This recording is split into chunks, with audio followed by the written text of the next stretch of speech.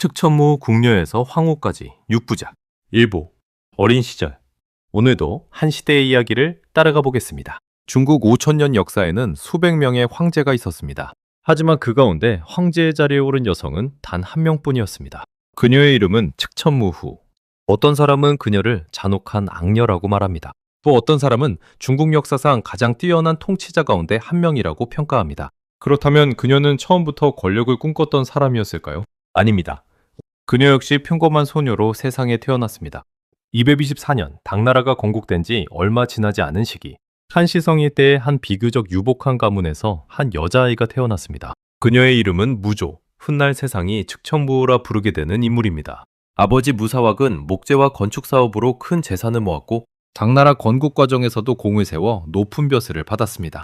덕분에 어린 무조는 당시 여성으로서는 드물게 비교적 좋은 교육을 받을 수 있었습니다.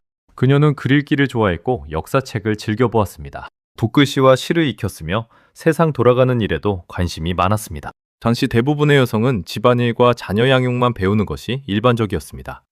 하지만 무조는 달랐습니다.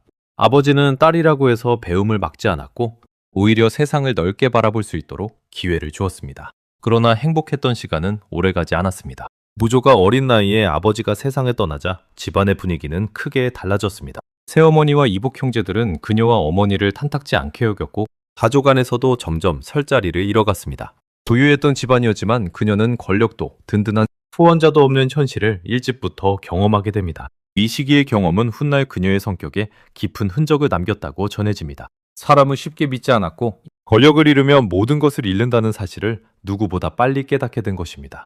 하지만 운명은 그녀에게 또 다른 길을 준비하고 있었습니다. 14살이 되던 해 당나라의 제2대 황제 태종은 전국에서 젊고 재능 있는 여인들을 궁으로 불러들이기 시작했습니다. 그 가운데 무조도 포함되어 있었습니다. 한순간에 그녀의 인생은 완전히 달라집니다. 평범한 소녀였던 그녀는 이제 황제가 사는 거대한 궁궐로 들어가게 됩니다.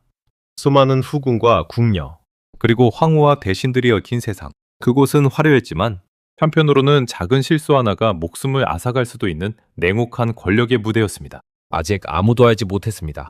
이 어린 소녀가 훗날 중국 역사상 유일한 여성 황제가 될 것이라는 사실을, 그리고 그녀의 선택이 당나라의 운명은 물론 중국 역사의 흐름까지 바꾸게 될 것이라는 사실도 말입니다. 다음 이야기에서는 14살의 무조가 황궁에 들어가 처음 마주한 권력의 세계를 함께 살펴보겠습니다.